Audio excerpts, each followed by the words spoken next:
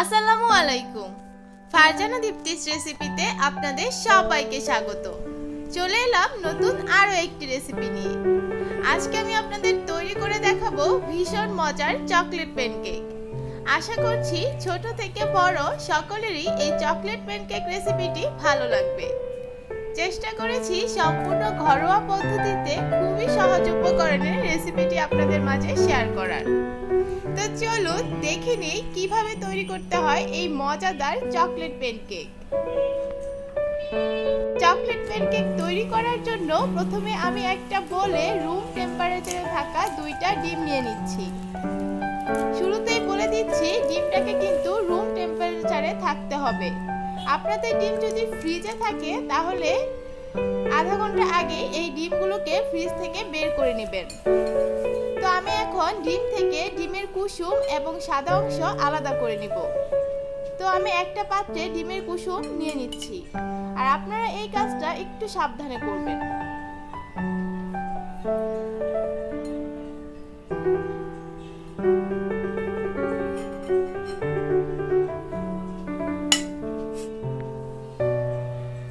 আমার ডিম থেকে ডিমের কুসুমগুলো আলাদা করা হয়ে গেছে। এখন আমি ডিমের সাদা অংশের পাত্রটা একটা সাইডে রেখে ডিমের কুসুমগুলোকে নিয়ে নিলাম।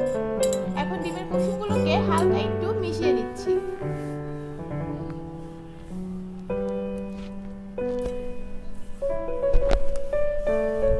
এখন আমি এখানে দিয়ে দিব হাফ কাপ ময়দা। তবে ময়দাটা আমি সরাসরি দিব না, ময়দাটা একটা চালনির সাহায্যে চেলে তারপর আমি এখানে দিয়ে দিব। এতে করে আমাদের যে কেকটা তৈরি হবে সেটা অনেক বেশি সফট হবে।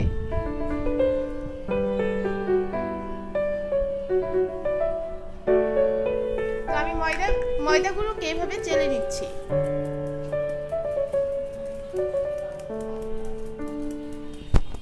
এখানে আমি হাফ কাপ ময়দা ইউজ করেছি 2টা ডিমের জন্য।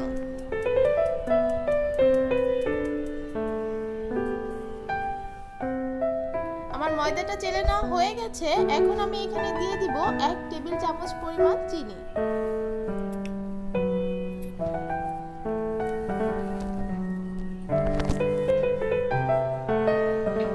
এখন আমি এখানে দিয়ে দিব দুধ।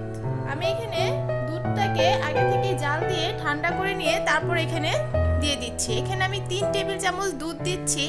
দুধের পরিমাণটা আপনার এটার স্ট্রাকচারটা কেমন হয় সেই অনুযায়ী দিতে হবে। তো আমার 3 টেবিল চামচ প্রথমে দিয়ে নিলাম, এরপর লাগলে আমি আরো দেব। তারপর আমি এখানে দিয়ে দিলাম হাফ চা চামচ ভ্যানিলা এসেন্স। ভ্যানিলা এসেন্স মূলত আমরা যে কাঁচা ডিমটা দিয়েছি সেটার ডিমের গন্ধটা থাকবে না এই ভ্যানিলা এসেন্সটা দিয়ে দিলে।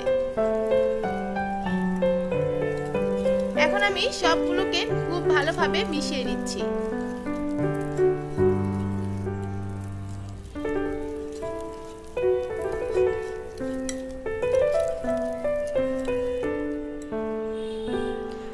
আমার মিশ্রণটা আমার কাছে একটু ঘন মনে হয়েছে, তো আমি আরো 1 টেবিল চামচ দুধ এখানে দিয়ে নিলাম। আমি মোট এখানে 4 টেবিল চামচ দুধ ব্যবহার করেছি। এবার সবগুলোকে খুব ভালোভাবে মিশিয়ে নিতে হবে ময়দার সাথে।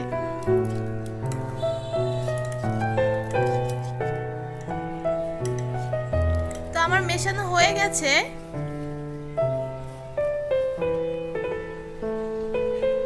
এখন আমি এখানে দিয়ে দিচ্ছি 1 টেবিল চামচ পরিমাণ রান্নার রেগুলার তেল। এরপর আমি এখানে দিয়ে দিচ্ছি হাফ টেবিল চামচ পরিমাণ বেকিং পাউডার। এখানে কিন্তু বেকিং পাউডারটাই দিতে হবে, বেকিং সোডা নয়। এবার আমি একটা চামচের সাহায্যে এগুলোকে মিশিয়ে নিচ্ছি। আমার এটা মিশিয়ে নেওয়া হয়ে গেছে। এখন আমি একটা সাইডে রেখে দিচ্ছি। এখানে আমি নিয়ে নিলাম ডিমের যে সাদা অংশটা আমি আলাদা করে রেখেছিলাম সেই সাদা অংশটা। এখন এটাকে একটা হ্যান্ড হুইস্কের সাহায্যে বিট করে যেতে হবে।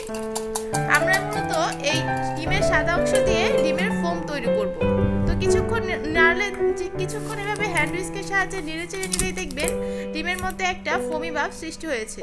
তো ডিমের মধ্যে কিছুক্ষণ পরে আপনাকে এরকম হালকা একটু ফোম হলেই চিনি দিয়ে দিতে হবে। তো আমি এখানে 1/4 কাপ চিনি দিয়ে দিলাম।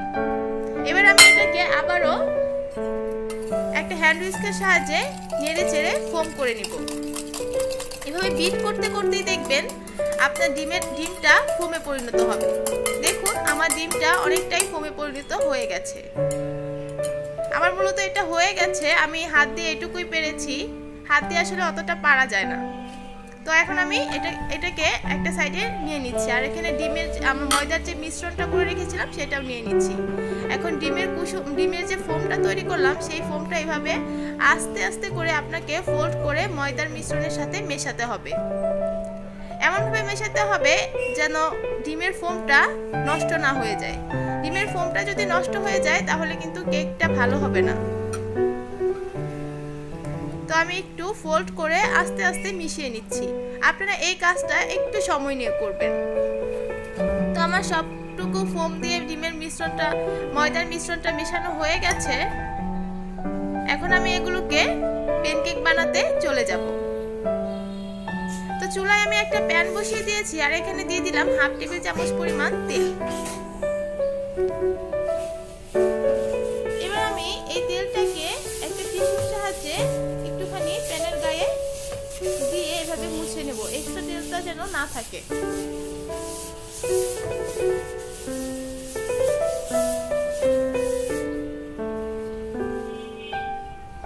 আমার মুছে নেওয়া হয়ে গেছে। এখন আমি প্যানকেকগুলো দিয়ে দিচ্ছি। আমি একটা চামচের সাহায্যে দিচ্ছি, এতে করে সবগুলো প্যানকেক একরকম হবে। আমি একটা প্যানকেক দিয়ে দিয়েছি। এখন এটাকে ঢাকনা দিয়ে ঢেকে রেখে দিব 3 মিনিটের জন্য। 3 মিনিট পর আমি আবারও ঢাকনাটা খুলবো। আমার চুলার আঁচটা কিন্তু মিডিয়াম টু লোতে আছে। তো আমার 3 মিনিট হয়ে গেছে। এখন আমি ঢাকনাটা খুলে নিলাম। এটাকে আমি এখন উল্টিয়ে দিচ্ছি। দেখুন আমার এক পাশটা কত সুন্দর হয়েছে, কত মসৃণ হয়েছে। আবারও আমি ঢাকনা দিয়ে ঢেকে রেখে দিব 2 থেকে 2.5 মিনিটের জন্য। তো আমি 2 থেকে 2.5 মিনিটের মতো রেখে দিয়ে এই পাশটাও সুন্দর করে তৈরি করে নিয়েছি। তো আমার প্যানকেকগুলো তৈরি করা হয়ে গেছে, বাকিগুলো আমি এভাবেই তৈরি করে নিব। আমি সবগুলো প্যানকেকই এভাবে তৈরি করে নিয়েছি। দেখুন এগুলো কত সফট হয়েছে, এগুলো কিন্তু অনেক নরম হয়। এখন আমি চকলেট গানাশ করতে চলে যাব। এখানে আমি চকলেট নিয়ে নিয়েছি। আমি মূলত ডেইরি মিল্কের যে 5 টাকা দামের চকলেটগুলো দোকানে পাওয়া যায় ওই চকলেটগুলো ব্যবহার করব। তো আমি এখানে 7টা চকলেট এভাবে নিয়ে নিয়েছি। এখন আমি এখানে দিয়ে দিচ্ছি গরম দুধ। দুধটাকে গরম হতে হবে। গরম দুধ চকলেটের মধ্যে দিলেই কিছুক্ষণ নেড়েচেড়ে নিলেই দেখবেন চকলেটটা একদম গলে গেছে। তো আমি চকলেটের মধ্যে দুধটাকে ঢেলে দিলাম।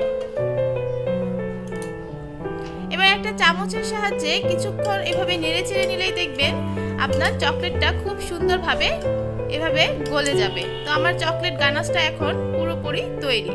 এখন আমি প্যানকেকের মধ্যে চকলেটের গানাশটা দিয়ে দিব। তো আমি একটা প্যানকেক নিলাম, আর এইভাবে আমি যে চকলেট গানাশটা তৈরি করে রেখেছিলাম সেটা উপর দিয়ে দিলাম।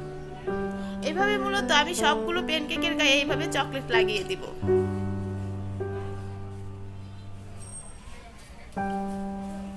আমি আরো একটা নিয়ে এভাবে চকলেট দিয়ে দিচ্ছি।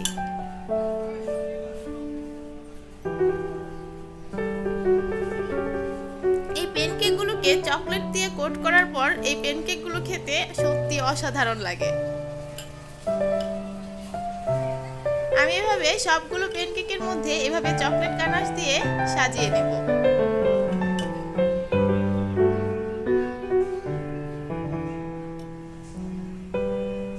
আমি সবগুলোর মধ্যে চকলেট গানাশ দিয়ে উপর থেকে কিছুটা চকলেট গানাশ ছড়িয়ে দিচ্ছি।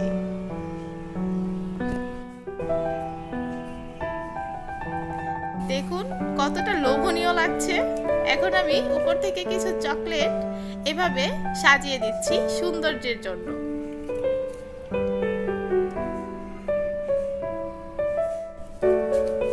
এই তো তৈরি হয়ে গেল আমার চকলেট প্যানকেক। ভীষণ মজার এই চকলেট প্যানকেকটি আমার রিকোয়েস্ট থাকবে আপনারা একবার হলেও ট্রাই করবেন।